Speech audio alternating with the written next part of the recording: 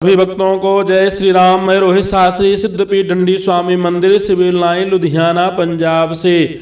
आइए आज हम माघ महात्म का 23वां अध्याय लेकर के उपस्थित हूँ। अपने गुरु महाराज जी का अपने इष्ट का ध्यान करते हुए भगवान से भक्ति कृपा जो भी मांगना हो प्रार्थना पूर्वक कथा को श्रवण करिए। ओम मंगलम भगवान विष्णु मंगलम गरुणध्वजा मंगलम पुंडरीकाक्षम मंगलायतनो हरि।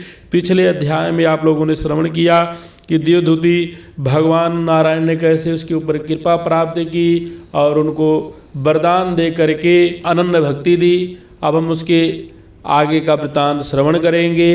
23वां अध्याय। देवनिधि बोला, हे महर्षि, आपने इस पावन प्रसंग को सुनाकर हम सभी पर बहुत उपकार किया है। अब आप कृपा करके उस स्तोत्र को सुनाए जिससे भगवान श्री हरि ने प्रसन्न होकर देवदूति को दर्शन दिए थे। तब लोमस जी ने कहा, हे ब्राह्मण, सुपात्र को धर्म उपदेश करने से जो प्रसन्नता होती है वही मुझे प्राप्त हुई है। अब तुम उस पावन स्तोत्र को सुनो जिस स्तोत्र से देवदूति ने भगवान को प्रसन्न किया था। अब सर्वप्रथम भक्तराज गरुण को प्राप्त हुआ था। गरुण जी ने मुझे दिया। वाह, हे विश्व स्वरूप चक्रधारी भक्त प्रिय दया अवतार कृष्ण वासुदेव, आपको नमस्कार है। आप ही स्तुति योग्य स्तुति स्वरूप आप स्वयं ही हैं। सारा जगत ही विष्णुमय है।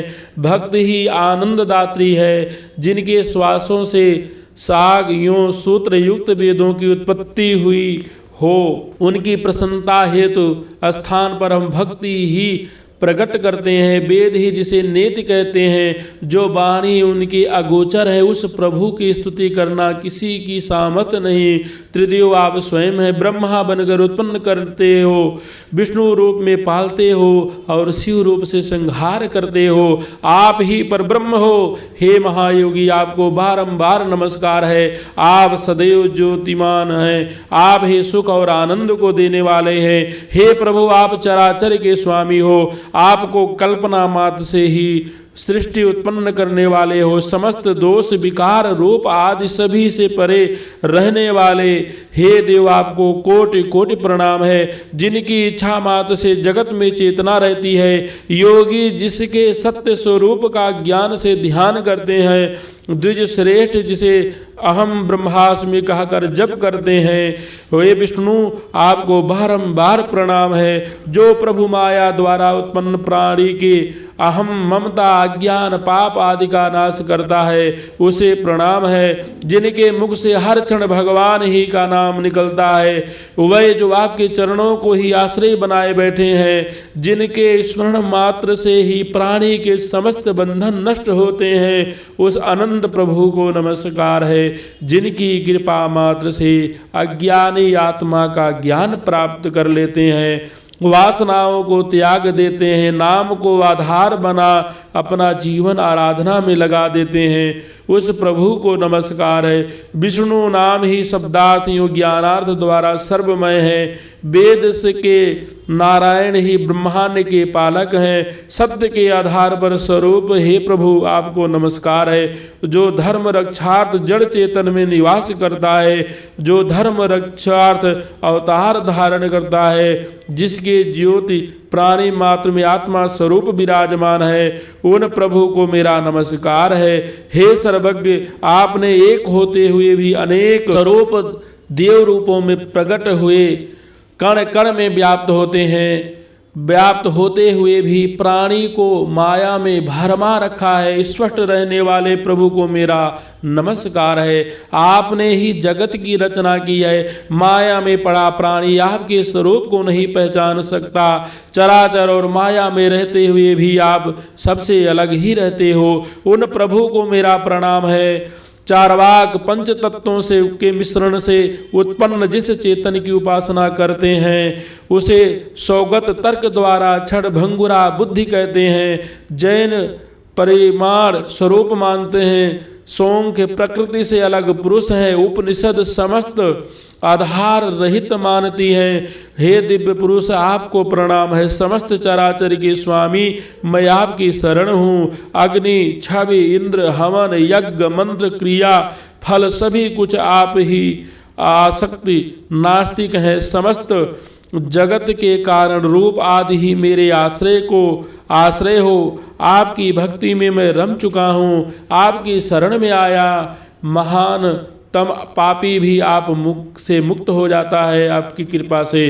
प्राणी ही उस समय तक मुक्ति नहीं होती जब तक आपकी शरण में नहीं जाता। आपका स्पर्श असंभव है, संग और मोह से रहित मुनिजन ही आपको पाते हैं। ऐसे दयालु भगवान आपको नमस्कार है। प्रभु कृपा से प्राप्त सुख, सौभाग्य, ऐश्वर्य, मोक्ष एवं लक्ष्मी प्राप्त होती है। इन सभी के स्वामी प्रभु को नमस्कार है। जन्मादि भावों से रहित, काम, क्रोध, लोभ, मोह, अहंकार, द्वेष से दूर रहने वाले हरि को नमस्कार है। जो भगवान अज्ञान, अविद्या, अभिधा, पाप का नाश करने में समर्थ हैं, उस प्रभु को नमस्कार है। चराचर में व्याप्त सत्य रूप मुझ पर प्रसन्न होकर मुझे दर्शन दे। हे विप्र, इस स्तोत्र के पाठ द्वारा ही देवदूति ने भगवान को प्रसन्न कर दर्शन प्राप्त किए थे। वह इसी स्तोत्र का पाठ करता रहा। इस स्तोत्र के श्रवण अथवा कीर्तन से प्राणी को अश्वमेध यज्ञ के फल की प्राप्ति होती है। ब्राह्मण को आत्म विद्या की प्राप्ति होती है। प्राणियों की समस्त इंद्रियां स्वस्थ होती हैं और समस्त पाप नाश होते हैं। प्राणी को वैकुंठ की प्राप्ति होती है। नित्य पाठ करने से पुत्र, पौत्र, धन आदि की वृद्धि होती है। धर्म, अर्थ, काम, मोक्ष में से इच्छित कामना प्राप्त होती है। इसे श्रवण करने से बुद्धि निर्मल होती है। पापों का नाश होता है। दुष्ट ग्रहों की शांति होती है। समस्त व्याधि स्वतः नष्ट होती है। द्विजातियों को इसका पाठ अवश्य करना चाहिए। ग्रह, नक्षत्र, राजा या चोरों के भय से मुक्त होने के लिए इसका पाठ अवश्य करें। इसके पाठ से भूत, प्रेत आदि का भय नष्ट होता है। वह निर्विकार रहित होता है। प्राणी की सारी चिंताएं दूर होती हैं। इसे पवित्र योग सार स्तोत्र कहते हैं। प्रतिदिन इसका पाठ करने से प्राणी दोनों लोकों में सुख पाता है। वह अंत समय वैकुंठ को जाता है। यही पापनाशक स्तोत्र है। बोलो लक्ष्मी नारायण भगवान की जय। बोलो शंकर भगवान की जय। बोलो बाके बिहारी लाल की जय। बोलो माघ महात्म्य की जय। जो भी भक्त हमारे चैनल को सब्सक्राइब नहीं किए हैं, हमारे चैनल को लाइक करें, सब्सक्राइब करें, शेयर करें, ताकि आपको पूर्ण व्रत त्योहार की जानकारी समय रहते प्राप्त हो। आप सबका दिन शुभ हो। जय श्री राम।